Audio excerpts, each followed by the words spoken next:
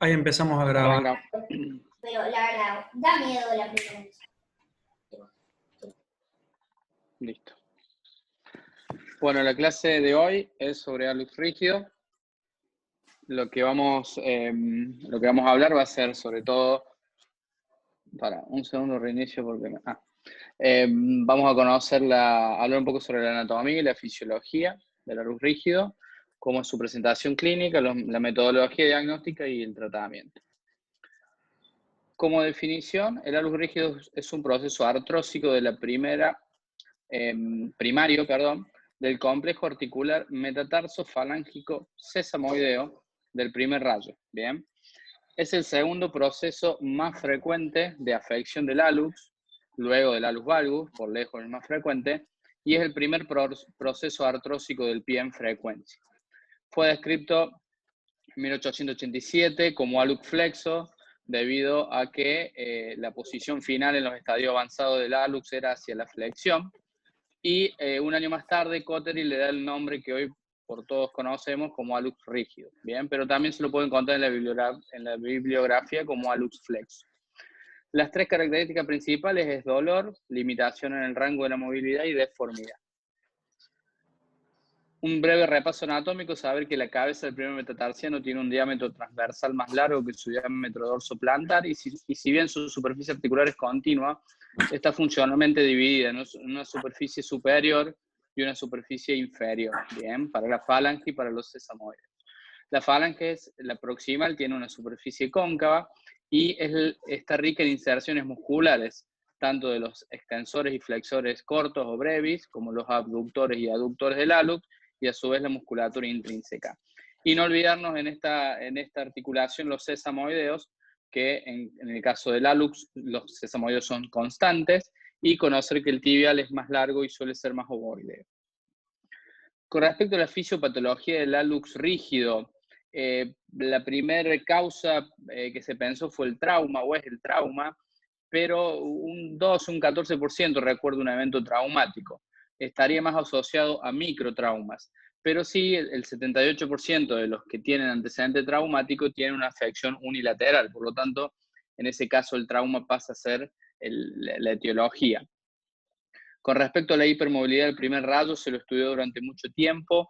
Hoy por hoy no hay literatura que avale que sea un proceso fisiopatológico que predisponga al hallux rígido. Lo otro que está en estudios, bueno, es la historia familiar. Eso sí, se sabe que más de la mitad de los pacientes reportan antecedentes familiares y de esto la mayoría tiene afección bilateral. Con respecto a la pisada, si el pie equino o el pie plano se ha estudiado, la verdad que se da en los dos tipos de pie, se puede dar en los dos tipos de pie, pero el pie equino es más común en las series de pacientes con hallux rígidos que en la población general. Por lo tanto, habría una pequeña asociación con el pie equino. Y con respecto al hallux valgus, no es considerado hoy un factor etiológico, pero debe ser una variable asociada. Muchas veces nos han escuchado a Mazo y a mí decir tratar un hallux valgus artrósico, ¿bien? Por lo tanto, podemos tener las dos cosas inicialmente en un paciente. Con respecto al primer metatarsiano elevado, el metatarsus primus elevatus, fue sugerido como posible factor causal a principios del siglo pasado, pero fue sugerido más que todo por un reporte de un caso. Luego se empezó a ver que en realidad tener un metatarsiano elevado es un hallazgo normal y que la limitación de la flexión del hallux provoca de forma secundaria una elevación de la columna medial. Por lo tanto, estos primeros metatarsianos elevados podrían estar en relación no tanto a un factor etiológico causante, sino a una consecuencia.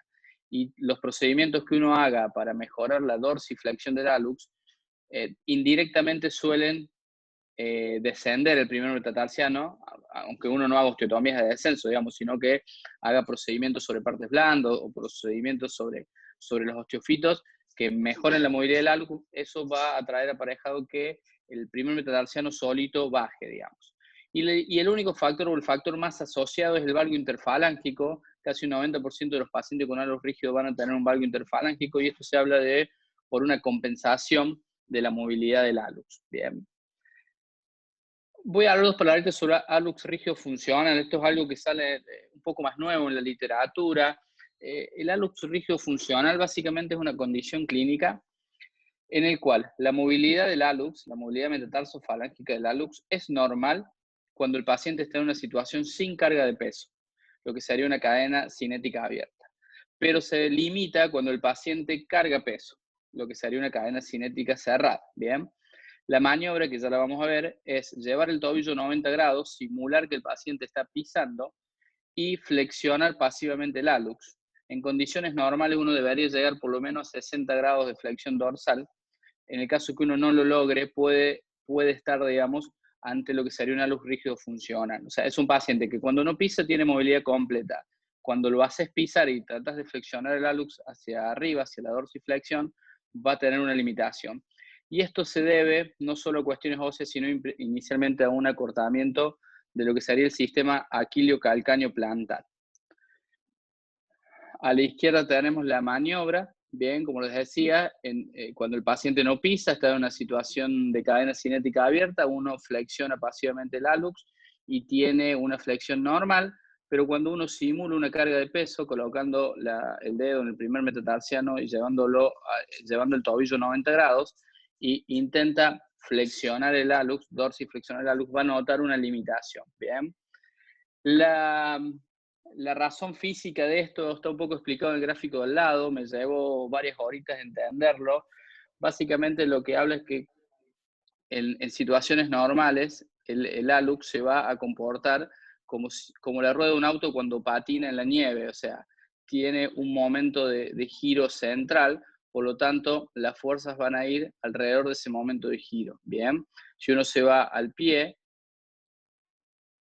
discúlpeme, se trabó si uno se va al pie, va a ver que el centro de giro está en la cabeza del metatarsiano, por lo tanto, la falange se va a deslizar. En los casos en que uno tiene un proceso como acá vemos el acortamiento, supongamos de la fascia plantar, lleva a que ese ascenso del metatarsiano genere una zona de contacto, por lo tanto traslada el centro de giro excéntricamente la articulación y eso es lo que genera que limite la movilidad hacia arriba. Bien. ¿Cómo se va a presentar clínicamente un hallux rígido? Como dijimos, los tres síntomas cardinales son el dolor, la rigidez y la deformidad. Con respecto a la rigidez, tenemos que saber cuál es el rango normal de articulación. Generalmente son 110 grados si uno suma la flexión plantar de 35 grados más la flexión dorsal de aproximadamente 75 grados. En los estadios iniciales el paciente va a tener un dolor articular, pero principalmente en los extremos del rango de movimiento, o sea, o a la flexión dorsal máxima o a la flexión plantar máxima. Va a haber inflamación y, como dijimos, la restricción de la movilidad no es tanta. En los estadios avanzados vamos a ver restricción más severa de la movilidad, empieza a ser realmente un hallux rígido, el paciente va a tener dolor en todo el rango de movilidad o incluso dolor en reposo y van a aparecer los osteofitos, generalmente osteofito dorsal, generando la deformidad o el falso juanete, como le solemos nosotros decir a los pacientes. El paciente dice, doctor, vengo porque tengo un juanete, y cuando el paciente te muestra el pie, uno ya intuye que no es un juanete, sino que en realidad va a ser un proceso más tipo hallux rígido. Con respecto al diagnóstico por imágenes, generalmente radiografías, frente y perfil pisando ambos, es importante estudiar los sesamoideos. Recuerden que en la definición el proceso artrósico también puede afectar a los sesamoideos, ¿bien? En el caso de los sesamoideos, la tomografía nos va a dar una mejor evaluación y resonancia magnética se puede usar, pero sobre todo en los casos que uno piensa alguna osteocondritis disecante o alguna lesión condral. ¿Qué vamos a encontrar en la radiografía? Primero, la cabeza del primer metatarsiano, que se tiende a aplanar o tiende a tener una forma en chevrón invertida o en V invertida, que esto está presente en los casos de hallux rígidos. No es que ya el paciente tiene anatómicamente una cabeza diferente, sino que con el proceso de la enfermedad se va generando un remodelado de la cabeza y que empieza a cambiar su forma. Bien. Las osteocondritis disecantes, como dijo, van llevando o van siendo en parte este proceso, y los osteofitos, que es lo más característico que uno ve, que generalmente son dorsales, que pueden ser solo del metatarso o incluso de la falange, y los osteofitos laterales. Bien. Con respecto a la tomografía, como dijimos, puede mostrarnos mejor lo que es el proceso artrósico metatarso-sesamoideo, y en los casos de sospecha de lesión condral o de osteocondritis disecante, la resonancia nos va a confirmar el diagnóstico. ¿Cómo se clasifica el alus rígido? La primera clasificación, una de las primeras fue la clasificación de Regnault, que en realidad es una clasificación puramente radiográfica y habla de 1 a 3, cómo el pinzamiento, los osteofitos y la esclerosis va avanzando. ¿Bien? Hoy por hoy se usa poco porque no tiene en cuenta las manifestaciones clínicas. Esta es una clasificación de Regnault. Bien, uno va teniendo de menos a más avances en lo que es la esclerosis articular, el pinzamiento articular y la aparición de los osteofitos.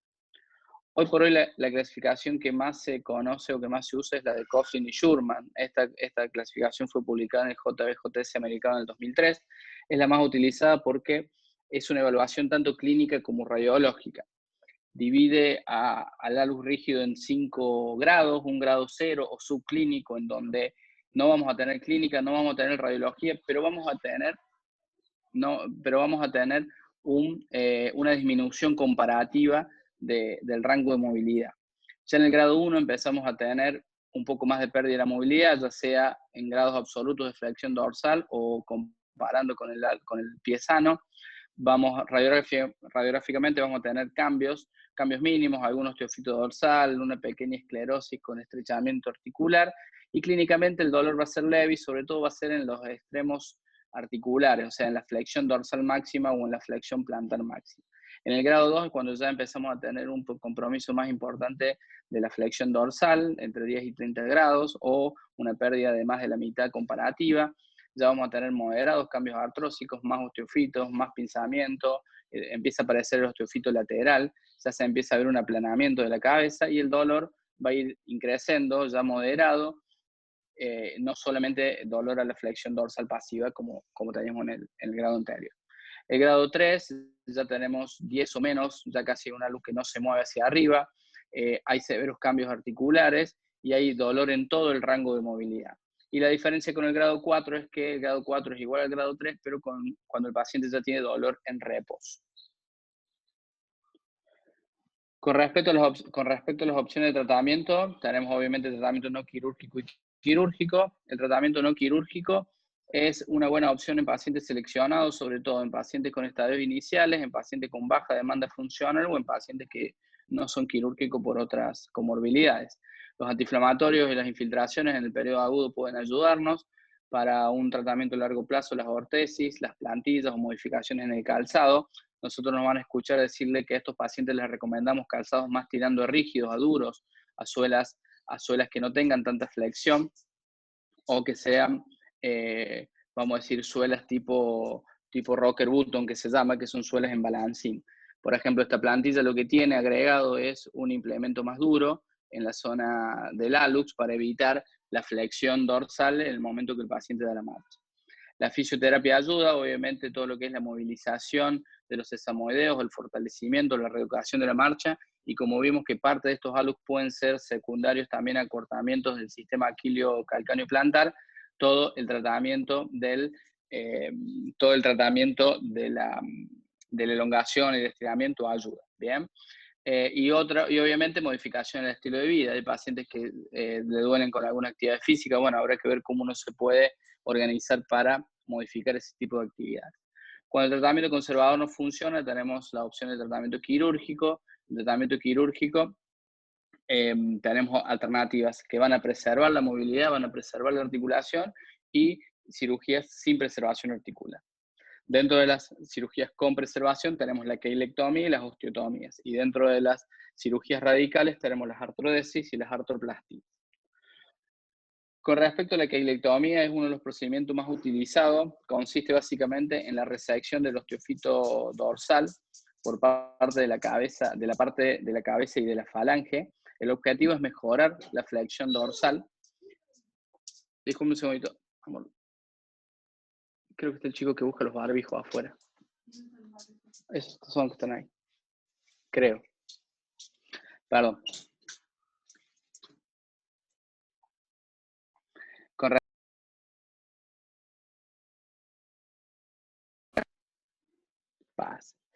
Con respecto a las indicaciones de la Con respecto a la indicación de calectomía, son los estadios iniciales con presencia de un osteofito dorsal o cuando el paciente tiene dolor de flexión dorsal máxima. Las contraindicaciones van a ser dolor en reposo, dolor nocturno, o sea, un algo rígido avanzado, y cuando hay mucho dolor plantar, que obviamente sacando solo el osteofito no lo vamos a mejorar. En la planificación, esto uno lo puede tener en cuenta, cuando un paciente tiene un osteofito dorsal y no se sabe si la pérdida de movilidad es por el osteofito o es por el grado avanzado de artrosis, hacer una radiografía en punta de pie nos va a permitir saber si el paciente tiene un gap articular, o sea, si el paciente cuando se pone en puntas de pies genera un gap plantar, quiere decir que el bloqueo está dado por el osteofito. Por lo tanto, al uno resecar, el osteofito puede tener una mejoría en el rango de movilidad. ¿Bien? Esto yo la verdad nunca lo implementé con los pacientes, pero puede ser una buena alternativa cuando uno está en duda si con solo una resección del osteofito es suficiente, podemos hacer esta prueba. La quelectomía se puede hacer abierta, se puede hacer percutánea, se puede hacer artroscópica. La quelectomía abierta es mediante un abordaje medial o dorsomedial, se hace la capsulotomía, se reseca la sinovial hipertrófica y los cuerpos libres y se va a generar la resección tanto del osteofito falángico como del osteofito dorsal. Es importante ser generoso con la resección del metatarsiano, o sea, no se reseca solo el osteofito, sino se reseca hasta un cuarto de la cabeza del metatarsiano, ¿bien? Donde uno ve en donde choca, en donde roza el cartílago, como vemos que ese cartílago se ha denudado, todo eso lo podemos sacar, ¿bien? La idea es lograr una dorsiflexión de 70, 50, 70 grados y además de la liberación, además de la resección, hay que hacer una liberación de las partes blandas plantares principalmente. Coughlin y Schulman tiene una serie grande que evalúa 93 pies con un 92% de éxito en alivio de dolor y función y una mejoría de la flexión dorsal bastante considerable. El principal predictor es el grado de degeneración articular en la radiografía y durante la cirugía. Como dijimos, se puede hacer artroscópica cuando por ahí el grado de afección no está relacionado a los síntomas y también por la posibilidad de exploración en caso de una lesión condral. Y percutánea, que saben que es lo que a nosotros nos gusta, es menos agresiva y inicialmente tiene una rápida recuperación. La quelectomía percutánea se hace sin manguito hemostático, capsulotomía con bisturí de MIS y se hace la resección del osteofito con fresa o con fresa 3.1 o 4.1, abundante lavado articular y algún portal accesorio para completar la quelectomía puede ser ahí. Este es un trabajo publicado en el Foot and Ankle Clinic del 2016, que fue una publicación inicialmente de todo lo que fue cirugía percutánea. Este es el trabajo que generan la quelectomía para los rígidos. Ellos hablan de hacer 2 portales, un dorso medial para la introducción de la fresa y uno lateral para cánula de lavado. Básicamente el resto de la técnica es la misma que hacemos nosotros. Este es un paciente nuestro, el doctor Mazzucchelli, con por alux rígido, un alux rígido grado 1, con un osteofito, una cabeza voluminosa y un osteofito dorsal, limitación de la flexión. Este es el portal, con fresa se decola el osteofito y luego, con raspa se decola el osteofito y luego se hace el fresado.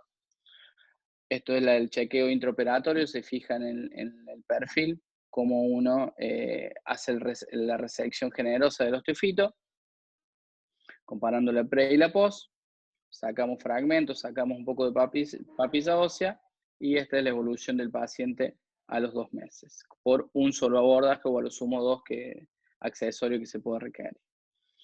Con respecto a la osteotomía falángica fue una de las primeras que se describió, se llama osteotomía de Mover, básicamente una osteotomía de sustracción de base dorsal para generar una flexión de la falange, indicaciones en pacientes jóvenes, activos, con un compromiso moderado, con una dorsiflexión limitada, pero con buena flexión plantar, y se puede usar muchas veces en conjunto con la quelectomía. Este es el capítulo del MAN en donde describe es hacer la quelectomía y luego hacer una osteotomía de base dorsal para aumentar la flexión del hallux, y habitualmente se fija con clavija, con alguna grampa, con tornillos o con vendaje. Las osteotomías metatarsianas. Las osteotomías metatarsianas surgieron como alternativas para evitar la artrodesis y descomprimir o realinear la articulación.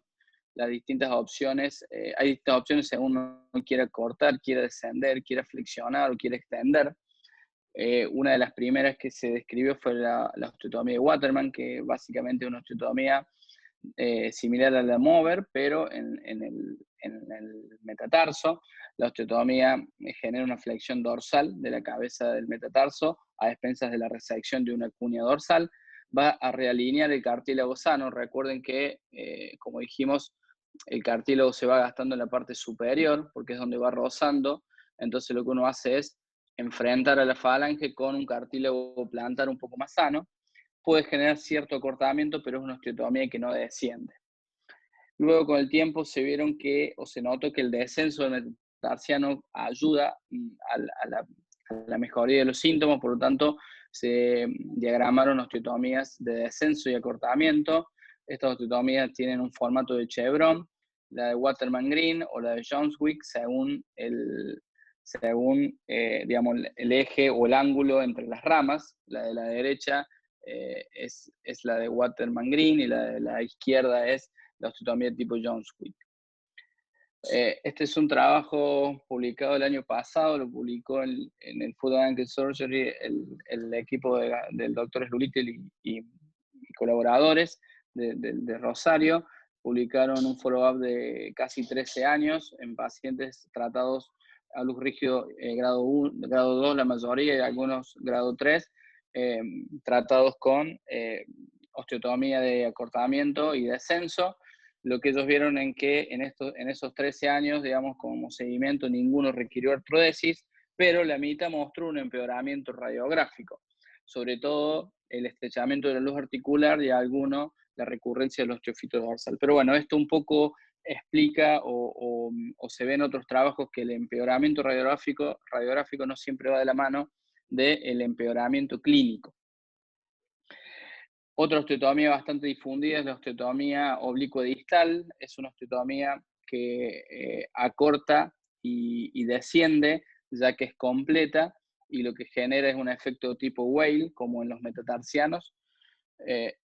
Yo tengo hecho una hace varios años. Este es una paciente con un alus rígido grado 1 o 2, con dolor a la flexión dorsal, pero sin osteofito. Por lo tanto, lo que se le hizo fue una osteotomía de descenso y acortamiento con una buena evolución.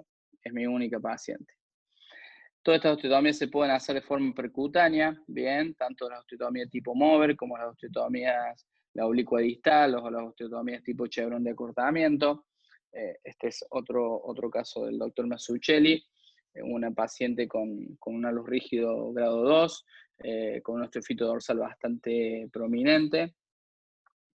Lo que se le hizo fue osteotomías tanto falángicas como metatarsianas para lograr una realineación de la articulación y una descompresión de la articulación. Si ustedes se fijan en el preoperatorio, acá arriba, y en el postoperatorio acá abajo, como a expensas de estas dos osteotomías se generó una descompresión de la luz articular, con una muy buena evolución, y acá en el perfil se llega a ver la resección del osteofito dorsal.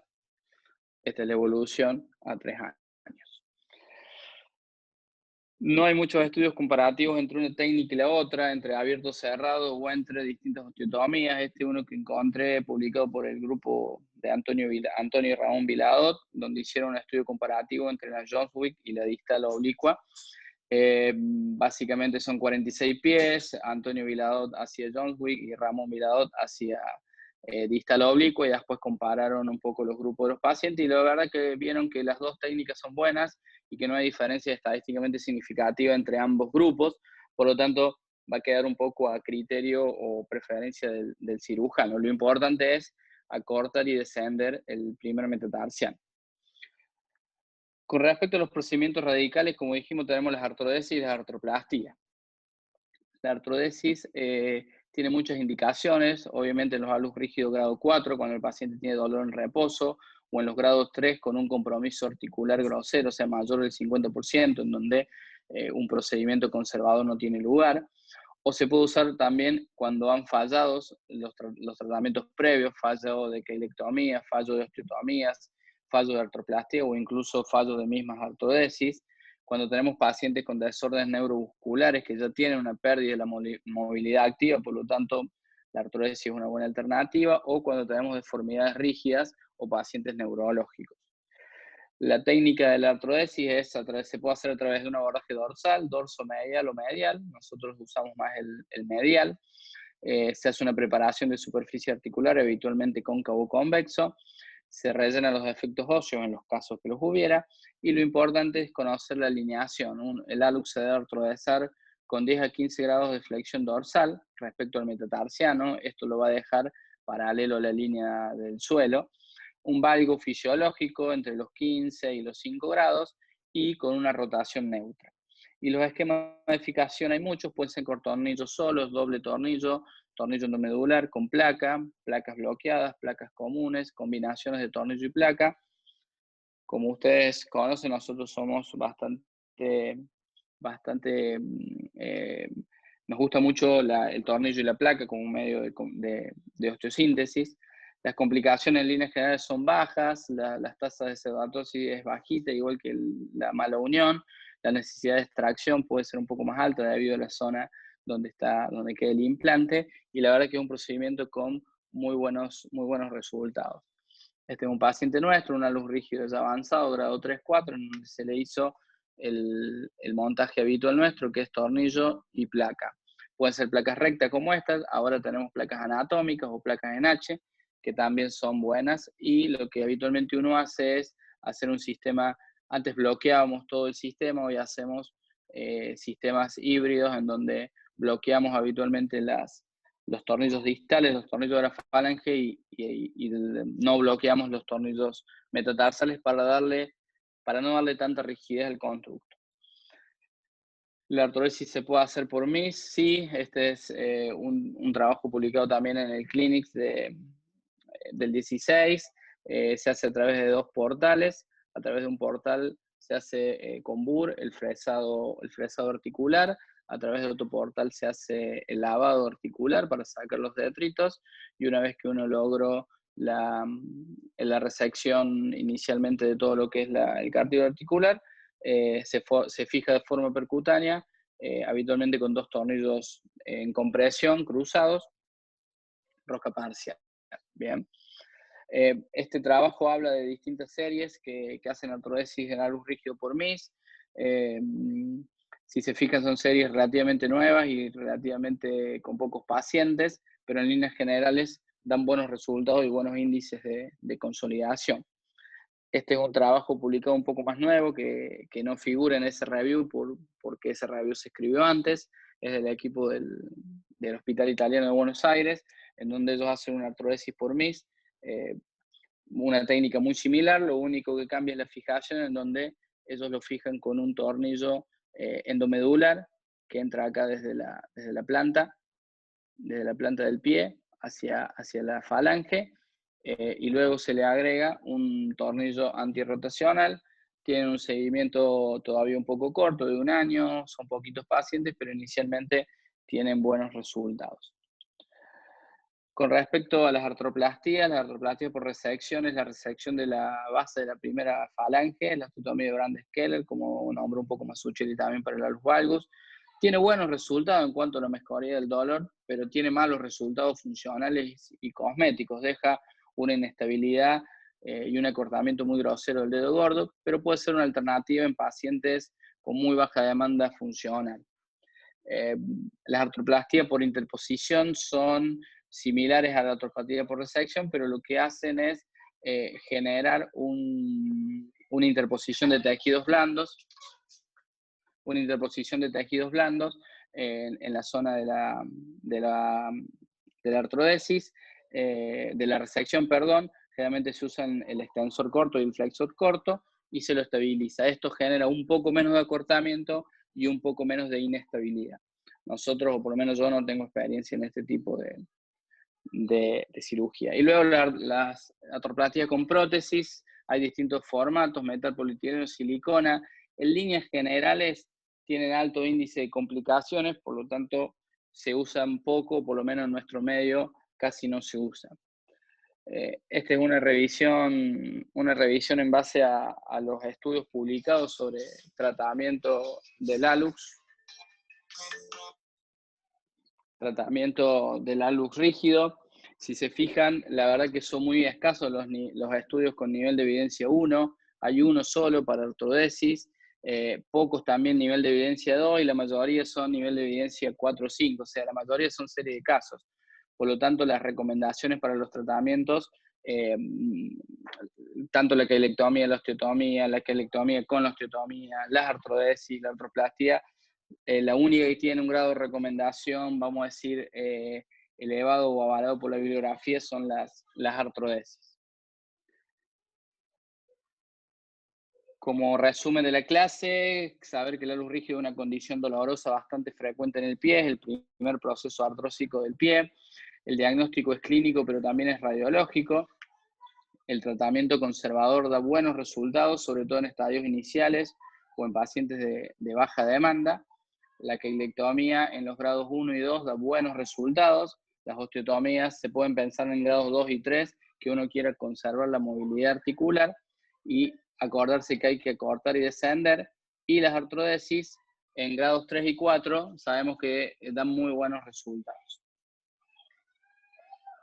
Muchas gracias. Muy bueno, Mati, ¿eh? Grande, Mati. Buenísima, Topo. Tengo un alus rígido, la concha de su madre. Sí, un alus rígido traumático tenés vos, ¿no? ¿O no? Sí, boludo. Yo creo, Jugando al rugby. Creo que me dijo Masu el día que fuimos a la pileta tuya. Me dice, mirá, Gino, el alus rígido que tiene, dice.